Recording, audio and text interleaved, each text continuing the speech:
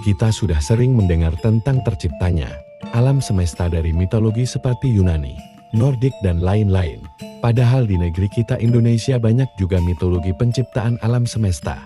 Kali ini saya akan menceritakan awal mula terciptanya alam semesta dari mitologi Jawa. Gak usah berlama-lama, langsung saja ke pembahasannya. Bayangkan sebuah ruang yang tidak punya ujung. Tidak ada suara, tidak ada warna, tidak ada arah, tidak ada waktu. Tidak ada bentuk, tidak ada hidup, tidak pula kematian. Di sanalah awal dari segalanya bermula, di dalam kekosongan yang disebut oleh leluhur Jawa sebagai sulung. Dari sulung yang sunyi itu, muncul kesadaran agung, sebuah eksistensi yang tidak berasal dari manapun.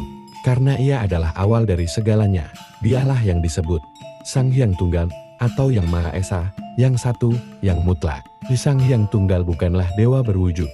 Ia tidak berbentuk, tidak bersuara, tidak berjenis kelamin, tidak bisa digambarkan atau dipikirkan. Ia bukan makhluk, tetapi sumber dari semua makhluk. Ia adalah zat tunggal, sumber dari cahaya, jiwa, ruang, waktu, dan seluruh ciptaan. Ia hadir, sekaligus tidak hadir. Ia ada dalam segala sesuatu, namun tak bisa disentuh oleh siapapun. Ia adalah ruh semesta. Dari sulung yang sunyi itu, muncul kesadaran agung, sebuah eksistensi yang tidak berasal dari manapun. Karena ia adalah awal dari segalanya, dialah yang disebut Sang Hyang Tunggal yang Maha Esa, yang satu, yang mutlak, dalam kepercayaan kejawan. Sang Hyang Tunggal bukan Tuhan dalam rupa manusia atau patung, tetapi Tuhan dalam keheningan, Tuhan dalam kesadaran, yang bisa dirasakan ketika manusia menyelam ke dalam dirinya yang paling sunyi. Saat kesadaran Sang Hyang Tunggal mulai bergetar, terjadilah perubahan dalam sulung. Dari keheningan muncul getaran halus. Getaran itu adalah cikal bakal penciptaan, seperti detak pertama jantung kosmos. Bukan dentuman besar, bukan ledakan, melainkan getaran lembut dari batin Sang Hyang Tunggal yang menyentuh kekosongan. Sang Hyang Wenang, kesadaran ilahi yang menata alam. Dari sabda sejati, dari suara gaib yang keluar dari keheningan sulung, terbitlah wujud pertama yang dinamai Sang Hyang Wenang. Wenang berarti yang berwenang, yang berkuasa, yang menetapkan hukum semesta. Jika Sang Hyang Tunggal adalah hakikat mutlak, tidak bergerak, tidak mencipta, maka Sang Hyang Wenang adalah kesadaran aktif dari Tuhan yang Maha Esa. Dia adalah manifestasi pertama dari kuasa ilahiyah yang memiliki kehendak untuk menciptakan dan menata jagat raya. Sang Hyang Wenang tidak menciptakan dunia secara langsung, tapi melalui pemancaran energi suci, kadang disebut nur sejati atau cahaya kawedar, yang darinya lahirlah para leluhur langit, makhluk-makhluk sakral, yang akan memulai proses pembentukan jagat. Dari energi spiritual Sang Hyang Wenang, terciptalah tiga entitas agung. Mereka bukan dewa biasa, tetapi makhluk spiritual tingkat tinggi yang mewakili sifat-sifat kosmis. Sang Hyang Ismaya mewakili kebijaksanaan, kasih sayang, dan kesadaran batin. Ismaya adalah sosok tua bijak. Dalam perjalanannya nanti, ia menjelma menjadi Semar, tokoh punakawan yang dikenal sederhana, lucu, tapi menyimpan kekuatan spiritual luar biasa. Ia adalah penjaga moral dan penuntun manusia, meskipun menyamar sebagai pelayan dalam dunia pewayangan.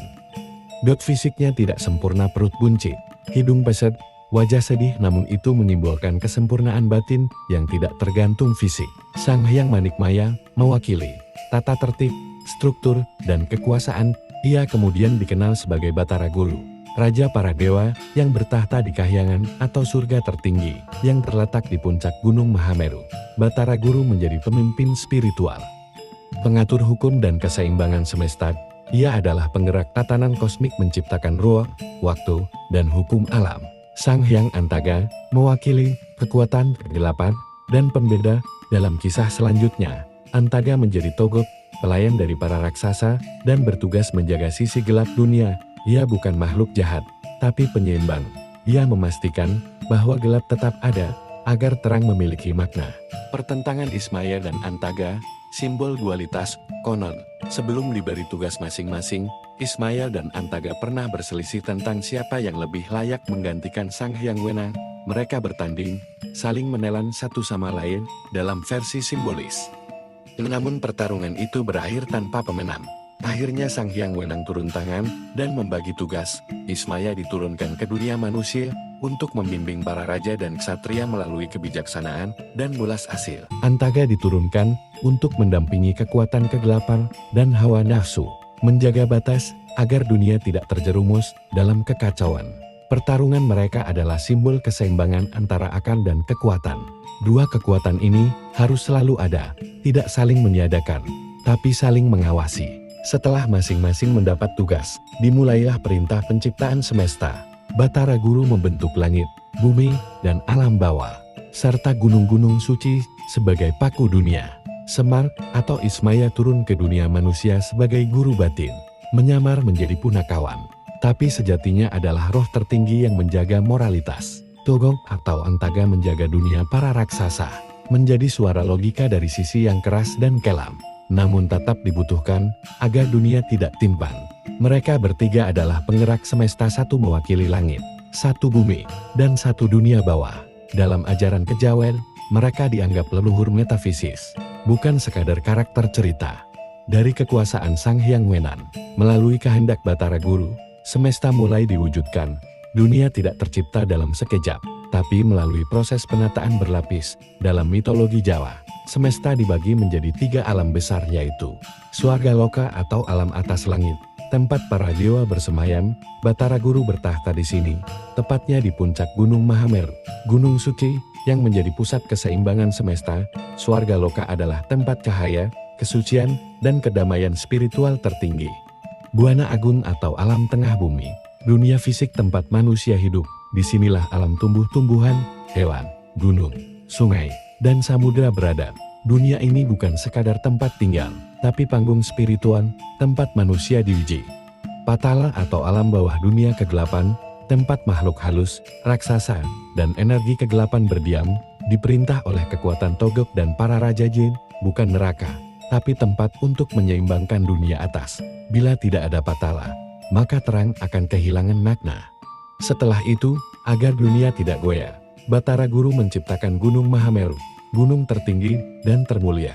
Gunung ini adalah sumbu dunia Aksis Mundi, atau penghubung antara langit, bumi, dan dunia bawah. Ia menancap dari Swarga Loka hingga Patara, menjadi poros semesta. Dalam cerita, Gunung Mahameru diangkat dari langit dan dipindahkan ke tanah Jawa, menjadikannya tanah suci, pusat spiritual, dan tempat berkumpulnya kekuatan ilahi. Gunung ini kemudian menjadi Gunung Semeru, yang benar-benar ada secara fisik di Jawa Timur. Inilah bentuk simbolik bahwa tanah Jawa adalah tanah yang disucikan. Setelah bumi sempurna dan alam telah tertata, saatnya makhluk paling istimewa diciptakan, yaitu manusia. Manusia diciptakan bukan dari satu unsur, melainkan dari 5 unsur semesta, yang disebut Panca Mahabhuta, yaitu 1. Tanan atau pertivi, yaitu tubuh manusia, daging dan tulangnya. 2. Air atau apah, yaitu darah dan cairan tubuh. 3. Api atau teja, yaitu semangat, nafsu, dan amarah. 4. Angin atau vayu, yaitu nafas dan pergerakan jiwa. 5. Akas atau eter, yaitu sukma atau roh ilahi, bagian dari Sang Hyang Tunggal itu sendiri. Tubuh manusia hanyalah wadah, yang paling mulia adalah sukmanya. Karena sukma manusia berasal dari cahaya Sang Hyang Tunggal sendiri, itulah sebabnya manusia disebut Buana Alit. Semesta kecil di dalam diri manusia, ada unsur dari seluruh jagat raya. Dia adalah cerminan kecil dari alam semesta besar. Karena diciptakan dengan unsur ilahi, manusia bukan makhluk biasa. Ia punya tugas suci, yaitu menjaga harmoni antara alam dan dirinya, menahan nafsu dan hawa gelap yang berasal dari dunia bawah, menapaki jalan batin agar kembali menyatu dengan Sang Hyang Tunggal. Semar, penjelmaan dari Sang Hyang Ismaya, turun ke bumi untuk menjadi penuntun spiritual manusia. Ia tak muncul sebagai raja, tapi sebagai punakawan pelayan yang bijaksana, rendah hati, tapi menyimpan kekuatan spiritual maha besar. Semar mengajarkan bahwa kebesaran tidak selalu tampak, dan kebijaksanaan tidak selalu bersuara.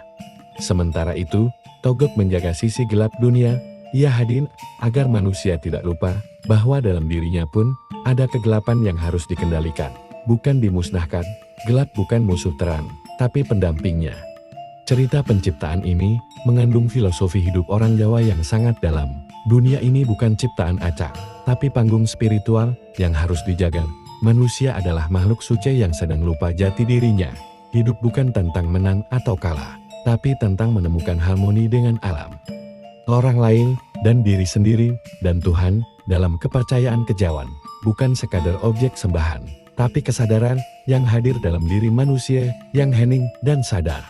Dari suung lahir kesadaran, dari kesadaran lahir para penjaga jagat, dari para penjaga lahirlah dunia, dan dari dunia, manusia dilahirkan, bukan untuk menguasai, tapi untuk memahami dan menyatu dengan alam. Dalam dirinya ada tanah dan api, ada air dan angin, tapi yang paling penting, ada cahaya dari Sang Hyang Tunggal. Cahaya itulah yang harus kita jaga hingga akhir hayat.